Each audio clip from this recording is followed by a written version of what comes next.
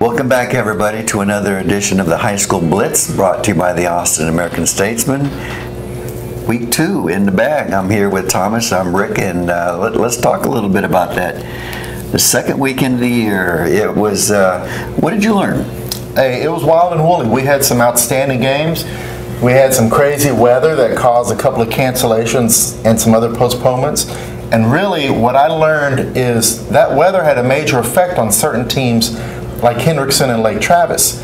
Neither one got a game in, Rick, and they both start district play this week. Oh, wow. Hendrickson in 19 District 13 6A, Lake Travis in District 25 6A. So both of these teams, who are two of the favorites to win a district title, they have one game of warm-up, basically, for the regular season. So we'll see how that plays out this week. I don't think it's going to play well. Yeah. Les Gold is the new coach at Hayes, and we didn't know what to expect from Hayes. I didn't expect them to be 2-0, but they're 2-0. They beat Dripping Springs 35-34. Dripping Springs is a team that went 10-0 last year in the regular season.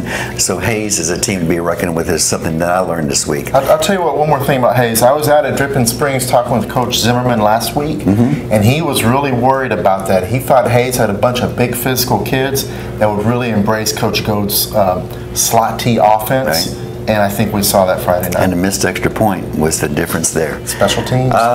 Game ball. Hey, the game I was at, Hutto and Liberty Hill, right? 52-51, Hutto in overtime. Hutto's our #1 ranked team in the Statesman 5A poll. Liberty Hill is the #1 ranked team in the Statesman's 4A and below poll. I can't give just one game ball. I have to split it. Okay, Hutto quarterback Chase Griffin, 478 yards passing and 7 touchdowns. Okay, now what's more impressive, that or Liberty Hill running back Kyle Harrison, 294 yards rushing and 5 touchdowns. Either one on my fantasy team this weekend would have helped out. And Caleb Forrest, the wide receiver, had more than 250 yards receiving, didn't he? Unbelievable, absolutely. I mean, so split that 3 ways. That's right, that's right. I'm going to go with Jalen Sutton. He's from McAllen, 252 yards, and he opened the game with an 88-yard kickoff return. They beat Lehman 40-27, so a game ball for him. Biggest surprise in the first 2 weeks of the season?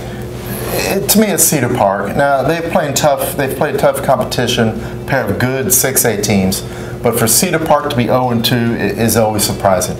The Timberwolves just aren't running the ball. They had 109 yards and 4.5 yards a carry in an opening loss to Vandergrift. Last week to Cedar Ridge, they had 52 yards rushing on 30 carries. That's just not Timberwolf football. No, and Carl Lapsek, he'll turn it around. Absolutely. Absolutely.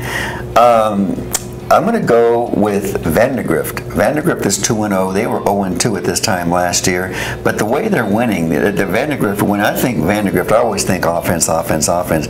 They've only given up about 25 points in 2 games against good competition. Yep. So Drew Sanders has them going over there in Vandergrift. So I think that they're going to be a team to reckon with at the end of the season. Yep. Last question. What team do you think through 2 games, Thomas, has played the best early? Don't sleep on Stony Point. You know, we've talked about Hendrickson and Vandergrift in that district, and I think those are 2 of the favorites. But Stony Point's 2-0. They have 306 yards passing, 316 yards rushing in those 2 games. That's offensive balance, and they've been playing good defense. Watch them. Craig Cheshire, he's got him back to the old days right now. That's right. I'm going to go with Bowie. They're 2-0. They have not had a close game yet. They destroyed Pflugerville in the first game. Then they went on the road and beat a good San Antonio Madison team this weekend. So Bowie, and they've got a pretty good big game this weekend. Yeah, a team that we were talking about earlier, the Cavaliers. The Cavaliers, they're sometimes pretty good too. They're all right.